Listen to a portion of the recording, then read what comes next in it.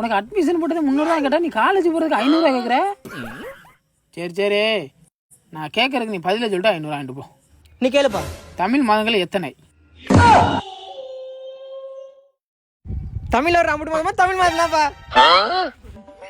இந்த வெண்ணெய் எனக்கு தெரியாது சொல்றா, என்ன முழிக்கிற? சித்திரை, வைகாசி, ஆடி, ஆடு, மாடு, கோழி, குஞ்சி, கொக்கு, நாரை, முக்கைப்பா, தவளை.